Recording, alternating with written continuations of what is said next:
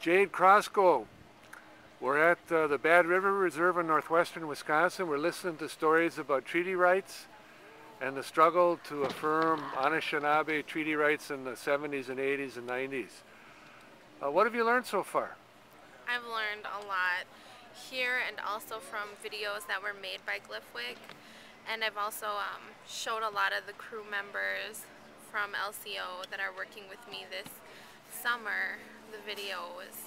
And there's a lot of things I didn't know. I knew that there was a lot of landing riots, but to see it on the videos was more touching and gives you kind of a better idea of what happened. When you see that our neighbors screaming things like timber nigger or spear a pregnant squaw, save 2 walleyes, when you see that, what do you think about living in the Northwoods today? Are those feelings still out there in the community? Yes, and I know that they're also in the Forest Service, they are in the DNR. The people that want to see our rights taken away have not left, they have not died.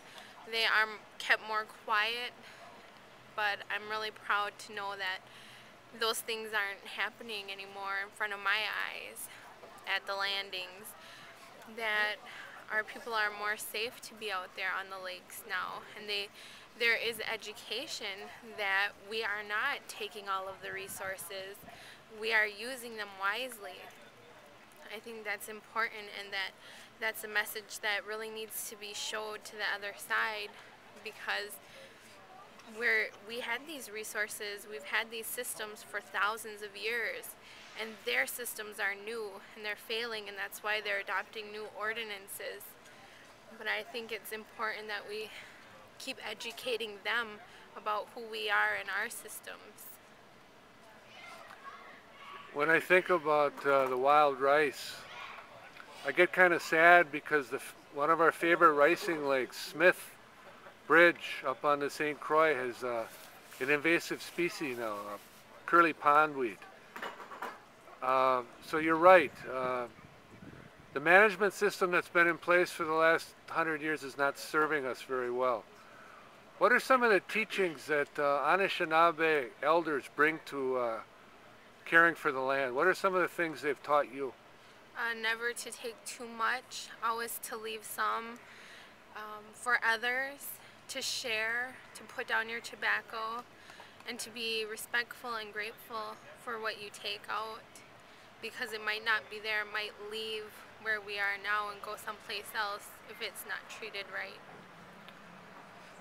You're a young person. It's good to see you here with your brothers and sisters. What are some of the challenges your generation faces on Nakomisaki? Well, like today, for example, it was kind of disappointing when some crew members didn't want to come out here because they thought it was boring and they didn't understand. So I thought I should brief them a little bit about why it is important and the struggles that we didn't see because we weren't born, that our parents, grandparents, and their parents had to go through with the laws, not being able to hunt, not being able to provide food, and being very poor, and just telling them that we have those things again, but they can be lost. And it's disheartening when they're not doing those things, so it's no longer an interest to them. We're happy that you're here. It was really wonderful looking out over the audience and seeing young people. So we're grateful. We're grateful for that. Thanks. Okay. This is Nick Vanderpine for Indian Country TV. Chimigwech.